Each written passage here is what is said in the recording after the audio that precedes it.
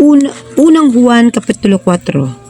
Mga minamahal, huwag kayong magsipaniwala sa bawat espiritu, kundi inyong subukin ng mga espiritu kung sila'y sa Diyos, sapagkat maraming nagsilitaw ng mga bulaang propeta sa sanglibutan.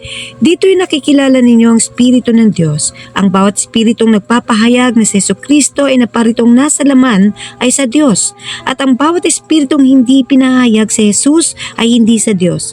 At ito ang sa Antikristo na inyong narinig na darating at ngayon nasa sanglibutan na. Kayo'y sa Diyos, mumunti kong mga anak, at inyong dinaig sila, sapagkat lalong dakila siyang nasa inyo kaysa nasa sanglibutan. Sila'y sa sanglibutan, kaya tungkol sa sanglibutan ang sinasalita nila, at sila'y dinidinig ng sanglibutan. Tayo nga'y sa Diyos, ang nakakilala sa Diyos ay dumirinig sa atin. Ang hindi sa Diyos ay hindi dumirinig sa atin. Dito'y ating nakikilala ang espiritu ng katotohanan at ang espiritu ng kamalian. Mga minamahal, mangag-ibigan tayo sa isa't isa, sapagkat ang pag-ibig ay sa Diyos at ang bawat umiibig ay pinanganak ng Diyos at ang nakakilala sa Diyos. Ang hindi umiibig ay hindi nakakilala sa Diyos, sapagkat ang Diyos ay pag-ibig. Dito nahayag ang pag-ibig ng Diyos sa atin, sapagkat sinugo ng Diyos ang kanyang bugtong na anak sa sanglibutan upang tayo'y mabuhay sa pamamagitan niya. Narito ang pag-ibig, hindi sa tayo umibig sa Diyos, kundi siya ang umibig sa atin at sinugo ng kanyang anak na pangpalubag loob sa ating mga kasalanan. Mga minamahal, kung tayo inibig ng Diyos na gayon, ay nararapat na mag-ibigan din naman tayo. Sino man ay hindi nakakita kailanman sa Diyos, kung tayo'y nangag-ibigan, ang Diyos ay nananahan sa atin at ang kanyang pag-ibig ay nagiging sakdal sa atin. Dito'y nakikilala natin na tayo'y nanganganahan sa Kanya at siya'y sa atin, sapagkat binigyan niya tayo ng kanyang espiritu. At nakita natin na sinasaksihan na sinugo ng Ama ang anak upang maging tagapagligtas ng sanglibutan. Ang sinumang nagpapahayag na si Jesus ay anak ng Diyos, ang Diyos ay nananahan sa Kanya at siya'y sa Diyos. Ang ating nakilala at ating sinampalatayanan ang pag-ibig ng Diyos sa atin. Ang Diyos ay pag-ibig at ang nananahan sa pag-ibig ay nananahan sa Diyos at ang Diyos ay nananahan sa Kanya.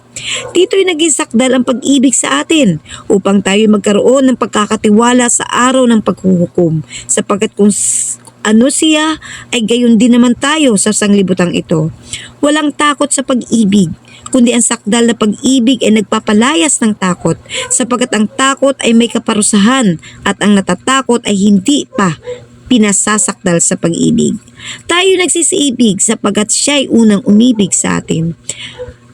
Kung sinasabi ng sinuman ako'y umiibig sa Diyos at napupuot sa kanyang kapatid ay sinungaling, sapagkat ang hindi umibig sa kanyang kapatid na kanyang nakita ay paanong makaibig siya sa Diyos na hindi niya nakita? At ang utos na itong mula sa Kanya ay nasa atin, na ang umiibig sa Diyos ay dapat umiibig sa kanyang kapatid. Unang Juan Kapitulo 5. Ang sinumang nanampalataya na si Jesus ay isang Kristo ay pinanganak ng Diyos, at ang bawat umiibig sa nanganak ay umiibig din naman sa ipinanganak niyaon. Dito'y ating nakikilala na tayo nagsisiibig sa mga anak ng Diyos, pagkat tayo'y nagsisiibig sa Diyos at tinutupad natin ang kanyang mga utos. Sapagkat ito ang pag-ibig sa Diyos, na ating tuparin ang kanyang mga utos, at ang kanyang mga utos ay hindi mabibigat. Sapagkat ang sino mang ipinanganak ng Diyos ay dumadaig sa sanglibutan, at ito ang pagtatagumpay na dumadaig sa sanglibutan. Sa makatuwid ay ang ating pananampalataya. At sino ang dumadaig sa sanglibutan, kundi yaong nananampalataya sa Jesus ay anak ng Diyos. Ito yaong naparito sa pamagitan ng tubig at dugo. Sa makatuwid ay si Jesucristo hindi sa tubig lamang, kundi sa tubig at sa dugo. At ang Espiritu ang nagpapatotoo, sapagkat ang Espiritu ay katotohanan, sapagkat may tatlong nagpapatotoo, ang Espiritu, ang tubig at ang dugo, at ang tatlo ay nagkakaisa. Kung tinatanggap natin ang patotoo ng mga tao, ay lalong dakila ang patotoo ng Diyos, sapagkat ito ang patotoo ng Diyos, sapagkat ito papatotoo tungkol sa kanyang anak. Ang nananampalataya sa anak ng Diyos ay may patotoo sa Kanya. Ang hindi nananampalataya sa Diyos ay hindi ginagawang isang sinungaling ang Diyos, sapagkat hindi sumasampalataya sa patotoo na ibinigay ng Diyos tungkol sa Kanyang anak. At ito ang patutuo na tayo binigyan ng Diyos ng buhay na walang hanggan, at ang buhay na ito ay nasa kanyang anak. Ang kinaroroonan ng anak ay kinaroroonan ng buhay, at hindi kinaroroonan ng anak ang Diyos ay hindi kinaroroonan ng buhay. Ang mga bagay na ito ay sinulat ko sa inyo upang inyong maalaman na kayo'y mayroong buhay na walang hanggan sa makatuwid ay sa inyong nananampalataya sa pangalan ng anak ng Diyos. At ito ang nasa ating pagkakatiwala sa Kanya, na kung tayo humingi ng anumang bagay na ayon sa Kanyang kalooban ay dinidinig tayo niya. At kung ating nalalaman na tayo dinidinig niya sa anumang ating hingin, ay nalalaman natin na nasa atin ang mga kahilingang sa Kanya'y ating hiningi.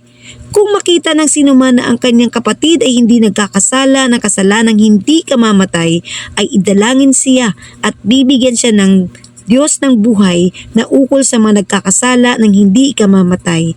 May kasalanang ikamamatay. Hindi tungkol dito ang sinasabi ko na idalangin niya. Lahat ng kalikuan ay kasalanan at may kasalanang hindi ikamamatay. Nalalaman natin na ang sinumang ipinanganak ng Diyos ay hindi nagkakasala. Tatapat ang ipinanganak ng Diyos ay nag-iingat sa kanyang sarili at hindi sa ginagalaw ng masama. Nalalaman natin na tayo sa Diyos at ang buong sanglibutan ay nakahilig sa masama. At nalalaman natin na naparito ang anak ng Diyos at tayo binigyan ng pagkaunawa upang ating makilala siya na totoo, at tayo na sa Kanya na totoo sa makatuwid ay sa Kanyang anak na si Jesucristo. Ito ang tunay na Diyos at ang buhay na walang hanggan. Mga anak ko, mag-ingat kayo sa mga Diyos-Diyosan.